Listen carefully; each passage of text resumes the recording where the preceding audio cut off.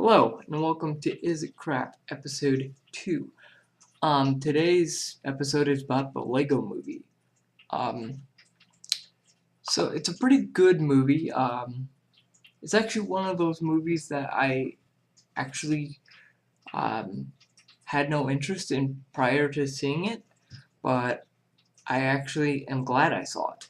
Because, I mean, the animation style is amazing. Um, you actually think it's real life, and in some points, I won't spoil it, but in some points of the movie, it actually is real life, which I thought was pretty cool. The screenplay is amazing. There are points where it's genuinely touching, and points where it's funny, um, and just makes you want to root for the characters instead of just saying, "Oh, we have characters. Let's push every cliche we have into it." And honestly, it makes fun of those cliches. And I thought that was really, really cool of them to do. The cast is top notch. We got Nick Offerman. Shoot. We got Chris Pratt, Elizabeth Banks, some people like that. And it never feels phoned in at all. It feels like they genuinely loved those characters and invested time in those characters as well. Like I said, the humor is just amazing. They hit all the right points that you want in a Lego movie, because the thing I love about the Lego games is their inherent humor and willingness to make fun of cliches and stuff like that.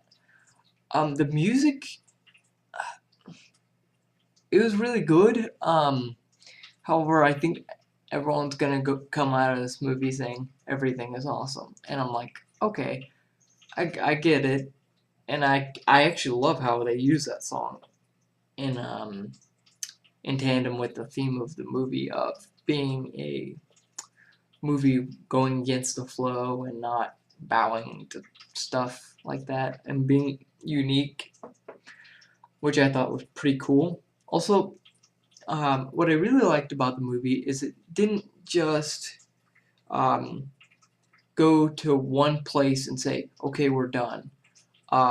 It went to several places. Like, I think it went to 6 places in the entire movie. And I thought that was really cool. They had a Wild West playset. They had an Oceanic playset. They had the Ninja Turtles. I thought that was pretty cool that they're actually using actual Lego figures instead of just creating specific figures for the movie. Because even Emmett, you could probably make that guy with regular Legos. So I thought that was pretty cool. However, I did have some problems with the movies. Um, like I said, some of the Teenage Mutant Ninja Turtles are in there, and it's less of a con and more of a pet peeve, because I'm like, okay, you've got the Teenage Mutant Ninja Turtles, you haven't made a game for them. Well, I guess if you count the Lego Movie video game, you've made a game for them.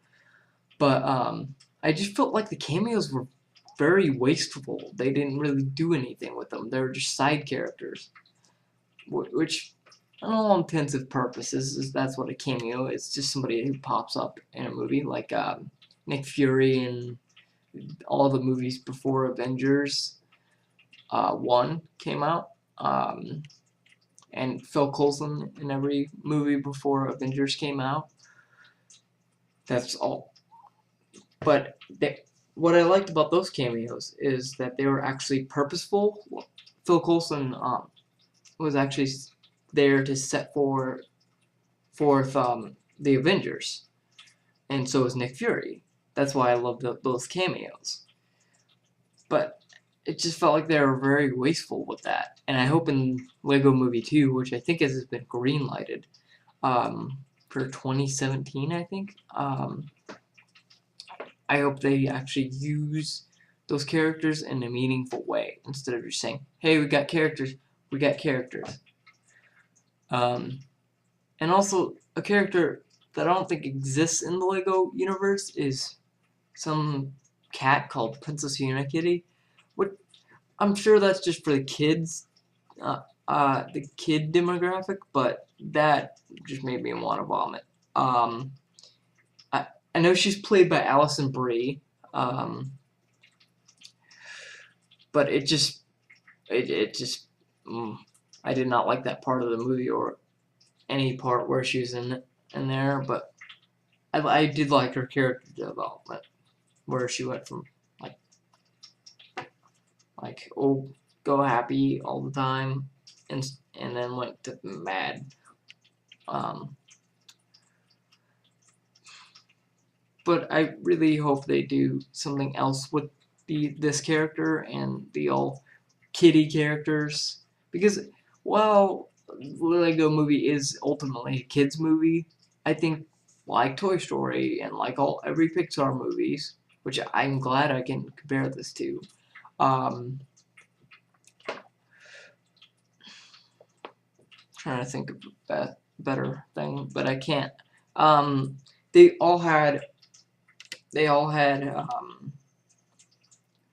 adult themes in them, like especially in Toy Story 3. I'll just use that example. What happens when people move on? What happens? And I thought that was really profound. And this kind of had a profound message, but it really didn't, like, I don't think it'll reach everybody. But anyways, I really think everyone should watch this movie. It's really good. It deserves all the praise it's gotten. I won't say it's better than Toy Story. I've seen some people saying it's better than Toy Story, and I'm like, I don't know about that. I won't say it's worthy of like Oscars and stuff, but it's definitely a good movie to watch whenever you're bored. But actually, I do have another con. Another con is that the movie seems to run too long.